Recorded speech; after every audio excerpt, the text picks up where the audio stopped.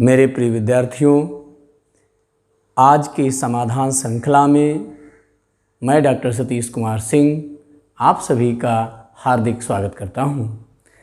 हम एक श्रृंखला चला रहे हैं जिसमें तमाम भ्रांतियों को दूर करने की कोशिश हिंदी के प्रामाणिक ग्रंथों की सहायता से कर रहे हैं। उसी श्रृंखला में आज हम आप सबके सामने लाए हैं हिंदी खड़ी बोली गद्य के उन नायकों जो 4 लोग थे, जिनमें से 2 व्यक्ति फोर्ट विलियम कॉलेज कलकत्ता में नियुक्त थे और 2 व्यक्ति ऐसे थे जो फोर्ट विलियम कॉलेज कलकत्ता से बाहर रहकर हिंदी खड़ी बोली गद्य के उन्नयन में अपनी महती भूमिका का निर्वहन कर रहे थे। आज हम उन 2 लोगों का योगदान, उनका परिचय संक्षिप्त में प्राप्त करेंगे। सबसे पहले आप देख लें मुंशी सदा सुखलाल नियाज। पहले हम सदा सुखलाल नियाज की चर्चा करेंगे, फिर हम इंसा अल्लाह खां, जिनका नाम सभी जानते हैं। उनकी प्रसिद्ध रचना रानी केतकी की कहानी की वजह से वो चर्चा में रहे। उससे पहले हम मुंशी सदा सुखलाल नियाज, जिनका जन्म संवत 1803 में और मृत्यु संवत 1881 ईस्वी में हुआ था। इनके संबंध में एक प्रश्न पूछा जाता है कि दिल्ली से संबंधित कौन था। मुंशी सदा सुखलाल नियाज दिल्ली के रहने वाले थे। इनका जन्म दिल्ली में हुआ था। इनकी जो चर्चा है वो सुख सागर के माध्यम से बहुत चर्चा में आए। उससे पहले हम ये जान लें, सन 1793 ईस्वी में लगभग कंपनी सरकार की सेवा में चुनार जिले में तहसीलदार के पद पर आए थे।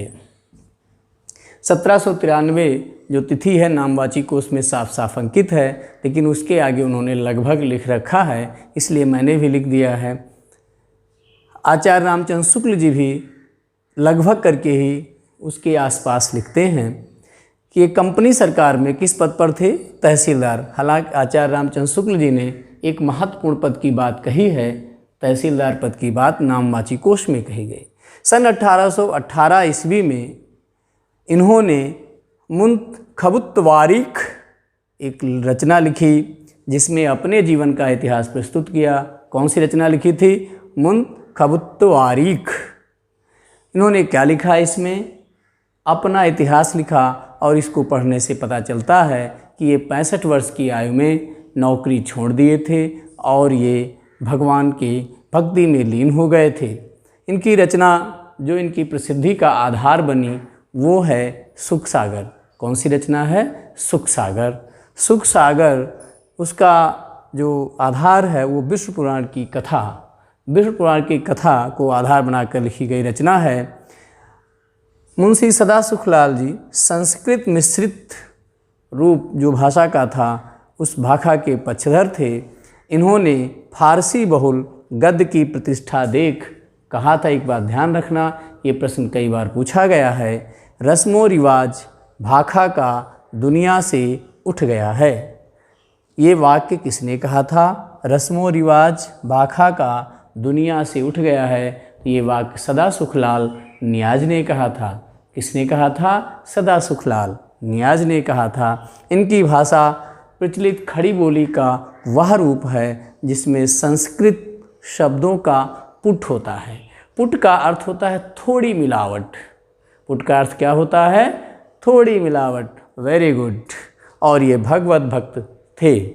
मुंशी सदा सुखलाल के संबंध में आपको जानकारियाँ मिली। इसके बाद हम लोग इंसा अल्लाह खां को जानेंगे। आज मैं चर्चा कर रहा था खड़ी बोली की उन नायकों की जो फोर्ट विलियम कॉलेज कलकत्ता में नहीं थे।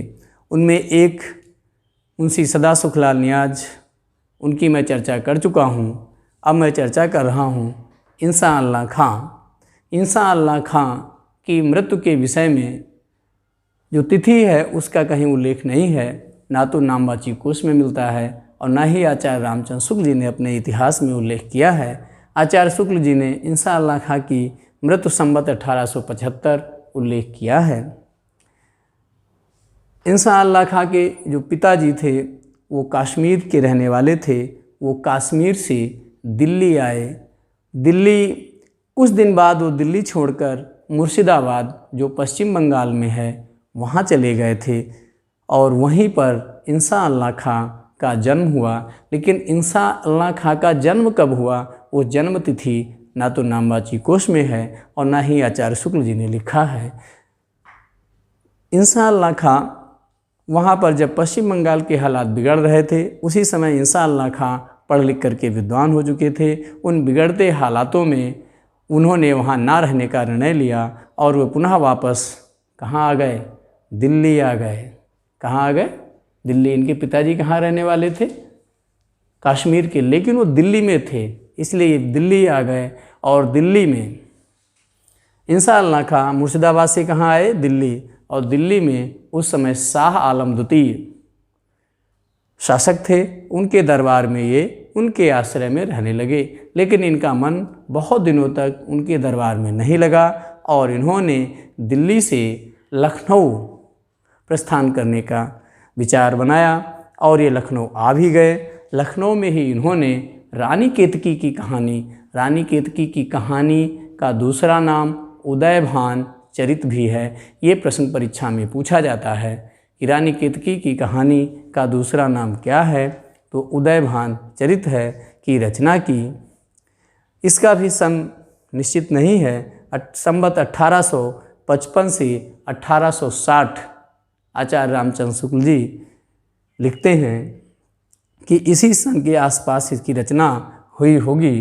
रानी केतकी की कहानी इंसा अल्लाह खां जी शुद्ध खड़ी बोली में करना चाहते थे और उन्होंने उसके प्रारंभ में ही अपनी भाषा नीति को स्पष्ट कर दिया और स्पष्ट करते हुए लिखा, ये वह कहानी है, यह वह कहानी है जिसमें हिंदी छुट और ना किसी बोली का मेल है न पुट।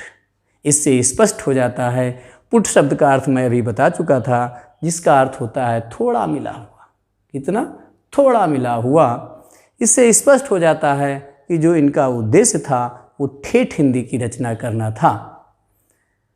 इंसा अल्लाह खां की जो कहानी रानी केतकी की कहानी, ये हास्य प्रधान कहानी है। इसका नाम बार बार याद रखना है, मैं बार बार बता चुका हूँ, उदयभान चरित।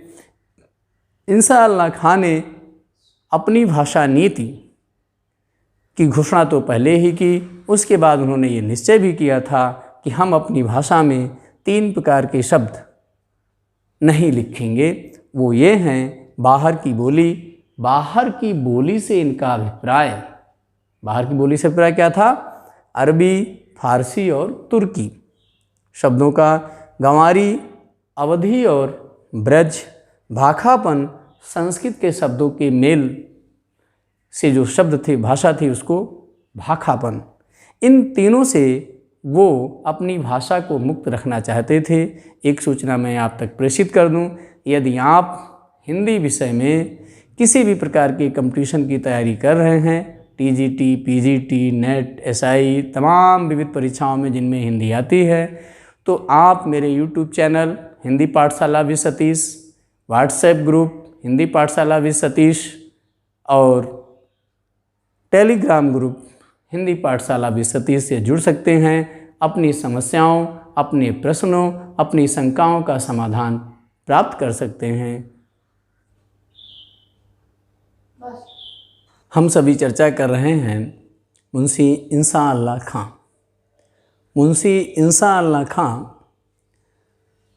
उसमें एक शब्द भाषा, भाषा को समझ लेते हैं कि जो संस्कृत मिश्रित हिंदी थी, यानी कि वह हिंदी जिसमें संस्कृत के शब्द भी मिले हों, वो उसी को उर्दू फारसी वाले भाखा कहते थे। क्या कहते थे? भाखा। आज आप पक्का समझ लो कि भाखा का अभिप्राय उस हिंदी से था जिसमें संस्कृत के शब्द मिले रहते थे। इनकी जो भाषा थी इंसा अल्लाह खां जी की, वो बड़ी ही चटकीली, मटकीली, मुहावरेदार थी।